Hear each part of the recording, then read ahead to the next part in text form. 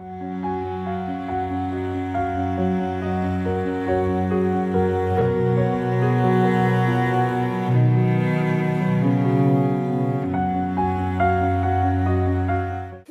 j'espère que vous allez bien. Aujourd'hui on va parler livres. Pourquoi des livres? Parce que je trouve que c'est une autre façon de s'évader, c'est une façon de s'inspirer. Je pense que c'est important de trouver de l'inspiration un petit peu partout.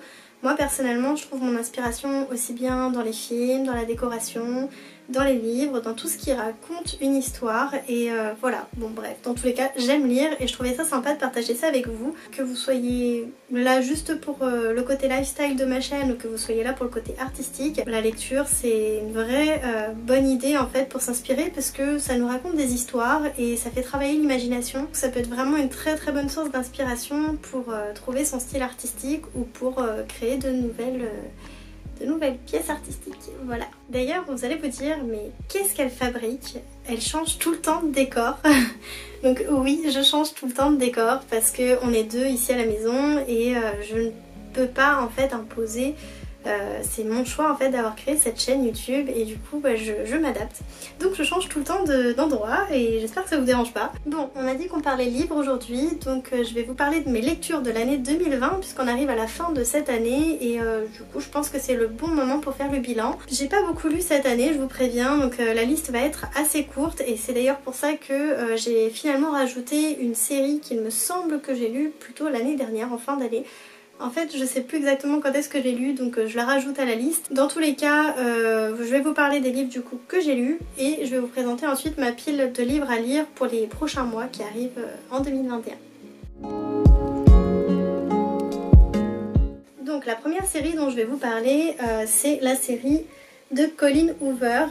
Donc il y a 3 tomes, Hopeless, Losing Hope et Finding Cinderella. Honnêtement, le troisième c'est plus un bonus, c'est une histoire annexe, ça n'a absolument rien en lien direct avec les 2 premiers tomes. Par contre ces deux-là sont complémentaires puisque sur Hopeless vous avez le point de vue de Sky et ici vous avez le point de vue de Holder. Donc qui sont ces personnages? Je vais vous expliquer un petit peu. En commençant d'abord par celui-ci. Donc Hopeless en fait ça raconte l'histoire de Sky et Holder. Évidemment je vais pas vous spoiler, c'est pas du tout le but. Je vais quand même vous en dire un petit peu plus. Sky c'est donc une jeune fille de 17 ans. Elle ne se souvient pas de sa petite enfance. Elle sait qu'elle était adoptée il y a très longtemps. Mais voilà, elle ne connaît pas plus de son histoire et elle va rencontrer un jour un jeune homme, Holder, qui va la perturber mais sans savoir pourquoi. Et il y a donc un secret qui se cache derrière ça. Moi j'ai trouvé cette histoire assez perturbante. Honnêtement, je trouve que le dénouement était assez sympa. Lorsqu'on avance dans l'histoire, on comprend ce qui se passe, on comprend ce qui s'est passé plus ou moins. On ne sait pas tout directement la fin, enfin moi personnellement je m'en suis doutée en cours de l'histoire. Par contre, il y a quand même plein de petites choses qu'on découvre et auxquelles on ne s'attendait pas. J'ai eu quand même pas mal de surprises. Donc ça fait quand même un moment maintenant que j'ai lu, donc forcément les petits détails je me souviens pas forcément. Mais ce livre m'a quand même pas mal marqué et je l'ai trouvé plutôt bien écrit. Petit point plus que j'aime beaucoup sur ce type de plume, c'est tout simplement qu'il est écrit au présent. Et moi ça j'adore ça parce que j'ai l'impression de vraiment m'immerger dans l'histoire. Ensuite on a celui-ci, Losing Hope, qui va nous raconter le point de vue de Holder sur cette histoire lorsqu'il va rencontrer Sky. Et cette jeune fille, il sait pas pourquoi, mais elle a quelque chose. Elle l'intrigue. Il y a des petites choses, des petits indices qui vont le mettre sur la voie. Donc c'est vraiment un très bon complément parce que forcément lorsque vous allez avoir fini le premier, vous connaîtrez le dénouement, vous connaîtrez l'histoire et vous comprendrez mieux les pensées et les actions de Holder tout au long de ce livre. Donc franchement je trouve que l'un ne va pas sans l'autre, c'est vraiment très intéressant d'avoir son point de vue à lui. Encore une fois écrit au présent et à la première personne, donc immersion totale, moi personnellement j'adore. Et enfin le dernier, donc Finding Cinderella, celui-ci c'est un bonus, c'est une histoire en plus. Honnêtement je l'ai pas trouvé exceptionnel. Ce sont 2 amis de Sky et Holder et donc c'est une petite histoire annexe entre eux. Donc c'est une histoire originale mais pas tant que ça finalement. J'ai pas accroché. Ce n'est que mon avis personnel. Au passage je trouve les couvertures vraiment jolies. Donc voilà, c'est une série que j'ai bien aimée, que j'ai vraiment apprécié lire. Mais voilà, ça fait pas partie de mon top de mes livres favoris. Mais voilà, il est vraiment intéressant et je vous le conseille. Ensuite, on a Flora Banks. Alors ce livre, Il est vraiment très intriguant. Il est écrit d'une manière vraiment très particulière et je trouve vraiment très ingénieux la façon dont Emily Barr a écrit ce livre. Vous comprendrez pourquoi en le lisant. Si je peux déjà vous mettre un petit peu sur la piste. Donc Flora Banks, c'est une jeune fille qui n'est pas comme les autres. Cette jeune fille, elle oublie constamment tout. Je vais vous lire juste rapidement le petit synopsis derrière qui est, comme vous pouvez voir, écrit déjà de manière originale. Je vous assure que ça vous spoilera pas du tout, mais vous comprendrez déjà un petit peu mieux de quoi je parle. 10. L'âge que j'avais lorsque mon cerveau s'est détraqué. 8. Année de validité de mon passeport. 6. Le nombre de personnes qui me cherchent au Spitzberg dans l'Arctique. 4. L'âge auquel j'ai rencontré ma meilleure amie, je ne dois plus jamais l'appeler, ni lui envoyer de SMS. 2. Deux cailloux noirs, l'un m'appartient, l'autre est à Drake. Je le rejoindrai où qu'il soit. Je peux parler. 1. Un souvenir, c'est tout ce qu'il me reste. Voilà, donc vous voyez un petit peu l'état d'esprit de cette jeune fille. Elle ne se souvient de rien, mais elle a une mission. Voilà, je ne vais pas vous en dire plus. Je ne veux pas vous spoiler du tout cette histoire, mais en gros, elle va nous emmener avec elle dans une petite aventure avec une petite morale à la fin. Et je trouve vraiment très intéressant la façon dont c'est écrit. Là encore, c'est un livre qui est écrit à la première personne et au présent. Donc encore une fois, vous connaissez maintenant mon opinion là-dessus. C'est quelque chose que j'adore parce que je peux vraiment m'immerger dans cette histoire. Vous savez maintenant que cette jeune fille, elle est amnésique.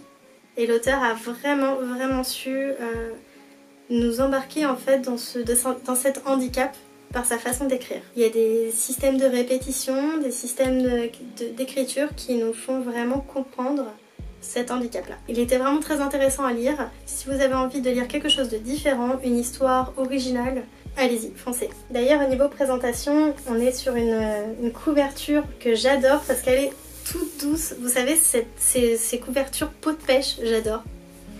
Et voilà, très simple, mais comme l'esprit de Flora finalement.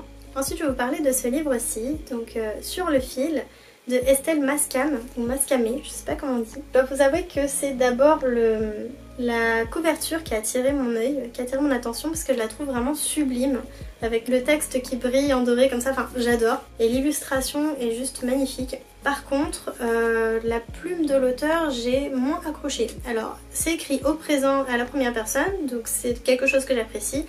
Mais voilà, je l'ai trouvée moins envoûtante. Donc personnellement, j'ai un petit peu moins accroché là-dessus. Donc c'est une histoire qui raconte les péripéties de Mackenzie Rivers, qui est dingue d'un jeune homme qui s'appelle donc Jaden Hunter, qui fuit finalement les personnes qu'elle aime parce qu'elle les voit souffrir, elle préfère les éviter finalement. Donc ça fait un moment que j'ai lu, mais les détails je me souviens plus tellement de tout, mais de ce que je me souviens pas mal, c'est que c'est pas mal des histoires de sentiments et de chemins de pensée. Je dois vous avouer que je vais même pas forcément entrer dans les détails parce que déjà je me souviens pas forcément des détails, donc c'est dire que l'histoire m'a pas énormément marquée, mais je me souviens que j'avais trouvé sympa, divertissante, mais sans plus. Ensuite je vais vous parler de Et ils meurent tous les deux à la fin. Alors je pense que voilà, vous avez compris tout ce qui va se passer. Là pour une fois, on connaît déjà le dénouement avant même que l'histoire commence. Et je trouvais ça plutôt original et j'étais intriguée. Je me suis dit mais comment ça se fait que ce livre nous donne l'info dès le départ, dans le titre, et comment ça va se passer en fait, comment ils vont mourir et de qui on parle. Enfin, il m'a vraiment intriguée. Et d'ailleurs même là, je trouve que la couverture est vraiment très belle. Donc c'est un livre de Adam Silvera, un auteur que je découvre, je ne le connais pas du tout. Donc c'est une histoire originale, vous l'aurez compris. Là déjà dès le départ, on nous pose la question, que feriez-vous s'il ne vous restait qu'un jour à vivre? Donc je vous pose la question d'ailleurs, qu'est-ce que vous feriez si vous restez un jour à vivre? C'est une question vraiment très difficile. J'avoue que même moi je ne saurais pas trop y répondre. Donc je vais juste vous lire la première partie ici, vous allez comprendre pourquoi c'est important. Donc nous sommes au regret de vous informer que vous allez être frappé par une mort prématurée dans les prochaines 24 heures. Toute l'équipe de Deathcast est sincèrement désolée de vous perdre. Vivez pleinement cette journée, ok? Je vais pas vous lire le synopsis, juste voilà. Ça, ce que vous avez écouté ici, c'est le cœur de l'histoire. C'est le premier appel, le coup de fil que deux jeunes hommes vont recevoir pour leur annoncer du coup qu'ils allaient mourir avant la fin de la journée. Franchement c'est hyper perturbant, je sais pas vous, mais moi personnellement je reçois un appel comme ça mais je flippe. Je sais même pas en fait, je pense que je serais complètement tétanisée et je saurais même pas quoi faire de ma journée. Enfin personnellement je sais pas, c'est trop stressant, vous êtes pas d'accord? Et honnêtement je saurais même pas quoi faire de ma journée, j'avoue que j'aurais envie de voyager, de faire le tour du monde, mais c'est compliqué de faire le tour du monde en une journée, c'est même pas possible en fait. Donc je sais même pas, passer du temps avec les gens que j'aime, avec ma famille peut-être, mais c'est horrible parce qu'en plus tu sais que ces personnes-là, c'est la dernière fois que tu les vois. La façon d'écrire, la plume, je l'ai pas trouvée si envoûtante que ça non plus. C'est pas, encore une fois, un livre qui m'a envoûtée, mais c'est un livre que j'ai trouvé très original. Très original. Comment je parle? Dans l'histoire qu'il raconte. Je l'ai trouvé peut-être un petit peu longuesse par moment. Il y a des fois, j'avais envie de secouer mes personnages en me disant, mais qu'est-ce que tu fais? Bouge-toi. Voilà, j'avais envie de vivre cette expérience un petit peu avec eux, mais j'étais un petit peu déçue en fait que ce soit pas un petit peu plus poussé, un petit peu plus prenant. Mais voilà, j'ai quand même été surprise de la façon dont ça s'est terminé, parce que je ne pensais pas que ça se terminerait comme ça. Donc ce livre fait... Attendez... 400 pages environ. Il tient quand même, voilà, il tient en haleine. Il y a quand même des choses que j'avais envie de savoir. Parce que ces deux jeunes hommes, en fait, sont deux jeunes hommes qui ne se connaissent pas, mais qui vont se rencontrer parce qu'ils n'ont pas envie de passer leur dernière journée tout seuls. Et ils vont donc se trouver un dernier ami. Pour conclure, si vous avez envie d'une histoire originale, vous pouvez lire celle-ci. C'est pas le livre de l'année, mais petite chose que j'ai oublié de préciser sur ce livre, que je n'ai pas trop aimé dans la plume. Je sais pas vous, moi personnellement ça me perturbe lorsqu'on passe d'un personnage à un autre sans cesse. Ok, pourquoi pas, ça c'est pas le problème. Mais le problème c'est que lorsqu'on est sur les deux personnages principaux, on est à la première personne. Et lorsqu'on bascule sur un autre personnage qui est secondaire, on passe à la troisième personne. Ça c'est un truc que j'ai pas du tout accroché. Et j'ai pas du tout aimé ce point là sur ce livre. Nevermore, alors ce livre, comme vous pouvez voir déjà à la couverture, c'est un livre... empli de magie. Je sais qu'il y a d'autres tomes, d'ailleurs je ne me suis même pas renseignée, je crois que... Je sais pas s'il est déjà sorti le suivant ou pas. Celui-ci c'est les défis de Morrigan Crow, c'est le premier tome. Donc si vous aimez bien tout ce qui est un petit peu magique, univers Harry Potter, tout ça, c'est vraiment bien de se lancer dans cette aventure là parce que je la trouve vraiment originale. Et farfelue, pleine de magie, pleine de choses étranges, bizarres. Du coup on ne s'attend de rien en fait, on peut pas savoir ce qui va se passer à l'avance parce que tout est étrange, tout est... c'est un autre monde en fait. Et j'ai vraiment adoré ce monde là, j'ai adoré m'immerger là-dedans. Et on va donc suivre cette jeune fille, Morrigan Crow, qui est une jeune fille maudite à qui il arrive que des catastrophes, qui est dite comme jeune fille qui porte la poisse, qui apporte le malheur. Et bon, je vais pas vous spoiler là encore. Tout ce que je peux vous dire, c'est que cette jeune fille, elle va atterrir dans un autre monde pour fuir tout ça en fait. Elle va être sauvée, dirons-nous. Et c'est dans cet autre monde que va se passer la majorité de cette histoire. Donc elle va réaliser des défis, vous l'aurez compris. Cette jeune fille, elle découvre la magie et on le découvre avec elle. La façon dont c'est écrit, j'ai apprécié. Je l'ai lu vraiment avec plaisir et facilité. C'est une plume vraiment agréable à lire. Donc c'est une série de Jessica Townsend. J'ai hâte de lire les prochains tomes. Bon, on a terminé ma pile de livres que j'ai lus en 2020-2019, je dirais. J'ai triché un petit peu, comme je vous ai dit.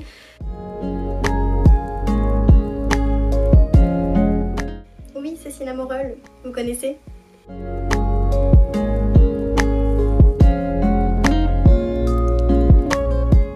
Bon, les livres qui sont ici, je vais vous en parler très très brièvement. En fait, je ne vais pas vraiment vous en parler parce que c'est les livres que j'ai commencé mais que je n'ai pas terminé. C'est juste pour vous dire voilà quelles sont mes lectures en cours. Donc celui-là, je viens tout juste de commencer. C'est une amie qui me l'a recommandé. C'est un livre de développement personnel et je trouve toujours intéressant de connaître des choses sur soi, d'en apprendre et d'évoluer en fait. Il s'agit du livre Les 5 blessures qui empêchent d'être soi-même de Lise Bourbeau.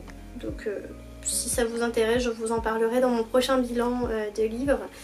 Et voilà.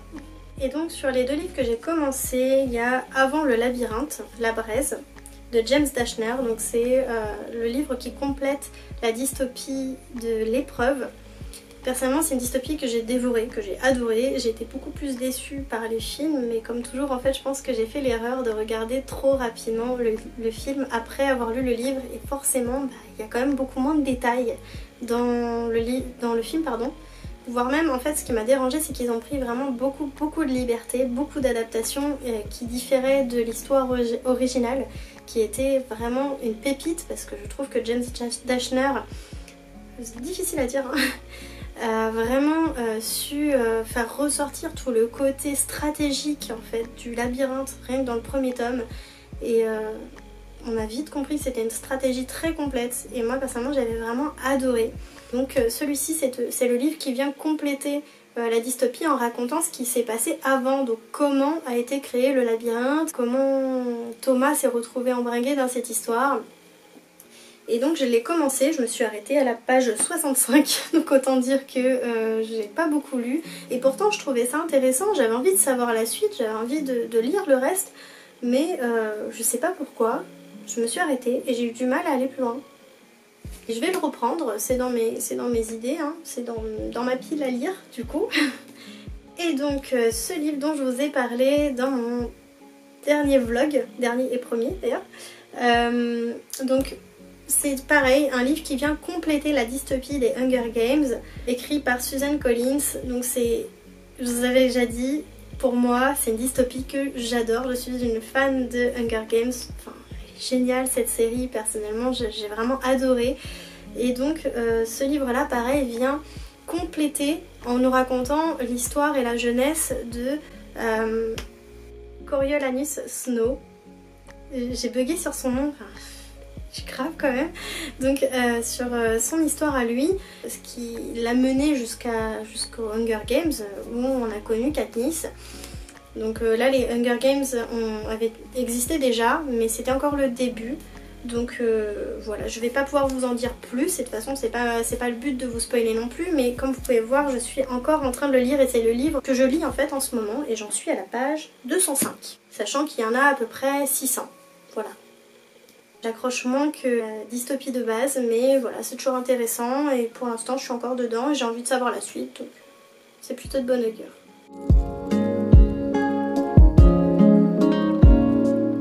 Pour ma pile de livres à lire, je vais tout simplement présenter les livres que je me suis sélectionnés pour le mois de janvier-février. Je pense que je vais me laisser 2 mois parce que c'est des gros livres et je sais pas encore à quelle fréquence je vais pouvoir me laisser du temps pour lire en fait, parce que c'est vrai que depuis que j'ai commencé ma chaîne ça me prend énormément de temps et je me laisse moins de temps pour lire. C'est encore le début, c'est normal, mais voilà, j'ai vraiment envie de me laisser davantage de temps pour lire. Comme je vous ai expliqué au début de cette vidéo, c'est aussi une source d'inspiration et c'est important lorsqu'on se lance dans des projets artistiques, donc je vais essayer de me laisser davantage de temps et c'est important aussi pour se détendre parce que c'est nécessaire, surtout en ce moment dans cette ambiance et atmosphère anxiogène. Donc ouf, ils sont super lourds, c'est des livres qui sont vraiment énormes. Comme vous pouvez le voir ici, je pense que je vais en avoir pour un moment à les lire. Sachant que mes tout premiers livres que j'ai lus vraiment, parce que je vous parle pas des livres de l'école, honnêtement, j'avais du mal en fait. Les livres qu'on m'imposait, j'arrivais pas à les lire et ça m'avait dégoûté de la lecture. Donc pendant longtemps, j'ai pas lu. Alors que j'étais en littéraire, ce qui est un petit peu contradictoire, on est d'accord. Et un jour, j'entendais beaucoup de gens parler des Hunger Games. Donc je l'ai évité pendant longtemps et puis un jour, je me suis dit... ah bah tiens, en fait j'ai envie d'essayer, j'ai envie de découvrir cette saga. Donc je l'ai lu, c'est-à-dire que la fille ne lisait absolument jamais. Compter les pages qui restaient avant de terminer un chapitre ou avant de terminer le livre, sachant qu'un livre de 100 pages pour moi c'était un truc de ouf. Et je comptais mes pages jusqu'à, en fait je lisais pour lire et des fois je savais même pas ce que j'avais lu, donc j'étais obligée de relire ma page, enfin c'était une catastrophe. Et Hunger Games, les gars, je l'ai terminé, mais... c'est-à-dire que le premier livre qui doit faire 400 pages de mémoire, j'ai dû le lire en 3 jours, en 10 jours, 2 semaines. J'ai terminé la saga, les 3 livres, sachant que je crois que le plus gros des 3, il devait faire 500 pages, comme ça. Donc pour moi, c'était un exploit. J'avais lu aussi un autre livre, si vous connaissez, je ne sais pas si vous connaissez, New Victoria, qui était aussi énorme. Mais là, je pense que je vais vraiment faire mon record en un seul livre. C'est l'intégrale en fait. Nil de Lynn Matson. C'est dur à dire tout ça d'affilée. Donc c'est vraiment une histoire qui m'intrigue, que j'ai hâte de découvrir. Rien que la petite phrase d'accroche déjà. Comment s'échapper d'une île qui n'existe pas. J'ai du mal avec ce mot. Hypnosis m'a vraiment intriguée. Donc là il y a vraiment l'intégrale, c'est pareil, une dystopie. Donc il y a Nil, les secrets de Nil et la colère de Nil. En gros, c'est typiquement le type de livre que j'adore. C'est-à-dire le genre de livre où on invente toute une histoire, un monde, une atmosphère. J'ai hâte de le découvrir. Je pense que ça va être un petit peu dans le même genre que le labyrinthe, enfin l'épreuve, tout ça. Il faut trouver une sortie, il faut user de ruses, il faut s'entraider. Je pense que ça va être sympa à découvrir comme histoire. Et il y a, tenez-vous bien, 1426 pages. Bon, finalement, je pense que ça va être mon livre pour les prochains 6 mois. Non, je vais me donner quand même le défi d'essayer de le finir avant fin février, ça serait vraiment cool. L'autre livre de ma pile à lire, c'est Les Oubliés, donc c'est encore une intégrale, hein, de Lena Jomae. Donc là on parle de l'an 250 après la 4e guerre mondiale. Donc autant vous dire que ni vous ni moi ne serons encore de ce monde. Mais c'est voilà, encore une fois, vous l'avez compris, le genre d'histoire que j'adore. Les dystopies post-apocalyptiques, on refonde tout, on refonde une nouvelle société, une nouvelle politique, une nouvelle atmosphère. Et ça j'adore en fait, enfin je sais, on place ça dans les young adultes. Et pourquoi d'ailleurs? Là en gros on va parler de jeunes de 16 ans, et ben on sait pas trop ce qui va leur arriver. Voilà, on sait qu'ils vont disparaître, mais on ne sait pas ni où ni comment. Enfin, pour l'instant, dans le Hypnosis, ce n'est pas indiqué, et donc c'est intriguant, et ben, c'est parfait, parce que comme ça, on a envie de le lire. Donc ce livre fait 816 pages avec l'épilogue. Je pense que pareil, il va m'occuper un bon moment. D'ailleurs, il fait pas si épais que ça, finalement, pour 800 pages, je trouve. Et donc, j'ai hâte de le lire. Voilà, cette vidéo est peut-être un petit peu longue et j'en suis désolée. Je pense que j'avais beaucoup de choses à dire sur ces livres. J'espère que ça vous a plu, j'espère que vous aimez que je vous partage ce genre de choses également, parce que ça fait partie aussi de ce que j'aime faire et de ce que j'aime partager avec vous. J'avais donc vraiment découvert une passion pour la lecture, parce que c'est une façon de faire fonctionner mon imagination, de m'évader et de m'imaginer une autre histoire. Je trouve même parfois que c'est presque plus intriguant et plus intéressant de lire que de regarder un film, parce que justement on se fait notre propre idée des personnages et de la façon dont ils vont vivre cette histoire. Et c'est vrai que j'y accorde beaucoup moins de temps depuis quelques temps et c'est dommage, et je pense que je vais essayer d'y remédier parce que ça me manque beaucoup.